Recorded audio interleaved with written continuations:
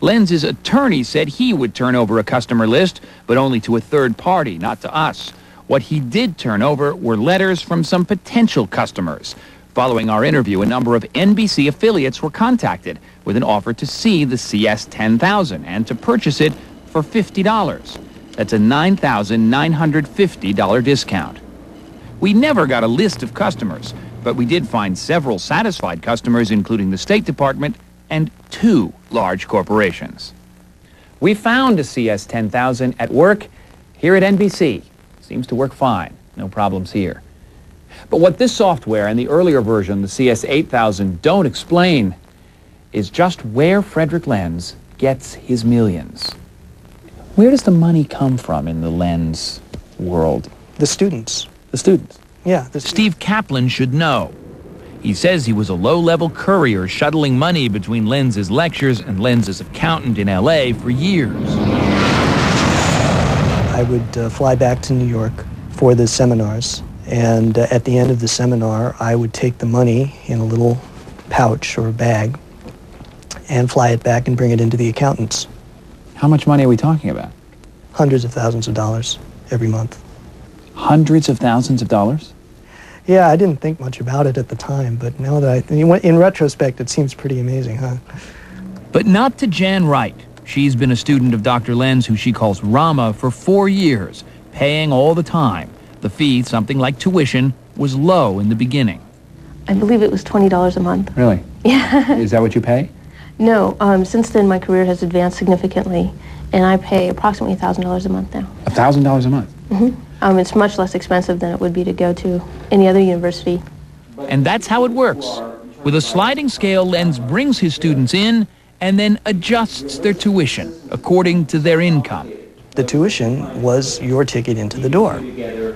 And I know that at a certain point, several years ago, the general tuition was like $2,000, $3,000 a month, I think.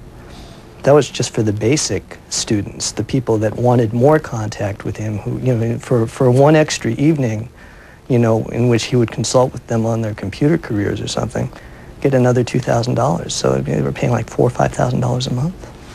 That sounds totally insane. Tell me about it. Okay, the theory went like this. He gives us energy to meditate. If we meditate well, we can focus and program computers well. And if we can program computers well, we can make money. And since we're Buddhists and we live simply, we can give the money to him.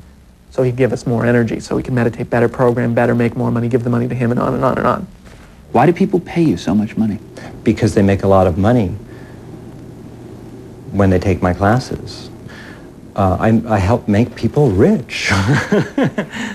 Many of the people at Lenz's lectures, his thousands of satisfied customers, would happily tell you that any success they've had in their lives is due to the teachings of the man they call Rama. Are you grateful for what Dr. Lenz has done for you? Yes, I am.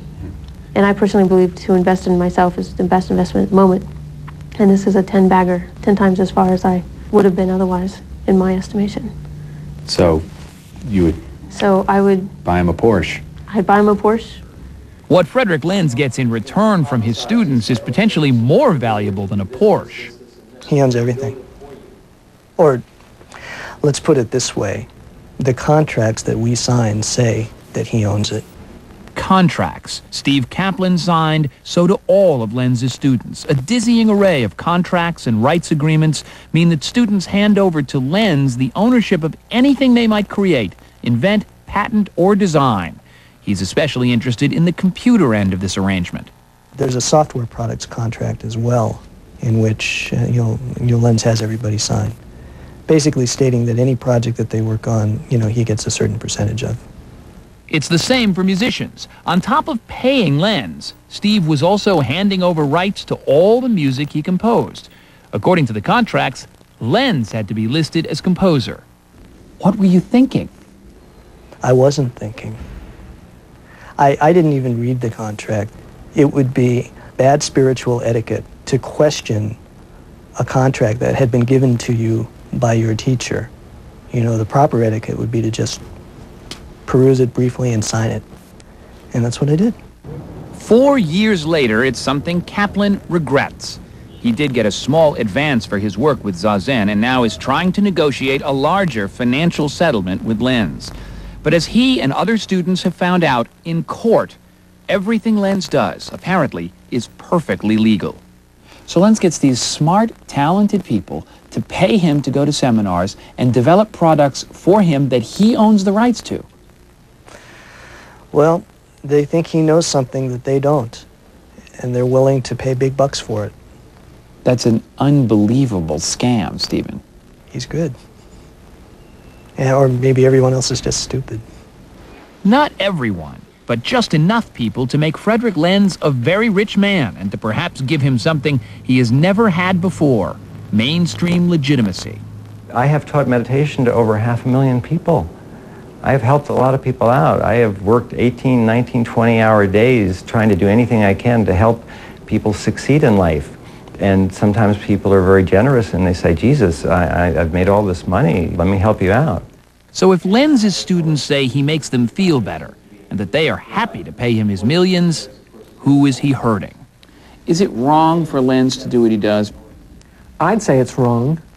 They're being deceitful from day one about what the group is about and constantly being fed lies and being put under control so they can't make their own critical decisions.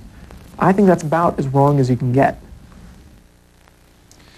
After extensive efforts trying to verify information about Lenz's software business, 2 days ago we received a letter from his attorney. He acknowledged that the Bank of America is not a customer of the CS line of products, but said the bank has acquired a product based on other software that Frederick Lenz created. Lenz's lawyer also told us he had documents to support Lenz's claim that his software is in extensive use by the military. We asked to see those documents so we could include them in this report. Lenz's lawyer refused. By the way, if you're wondering why Frederick Lenz calls himself doctor, he is not a doctor of computer science or theology. He received his PhD in English literature from the State University of New York at Stony Brook.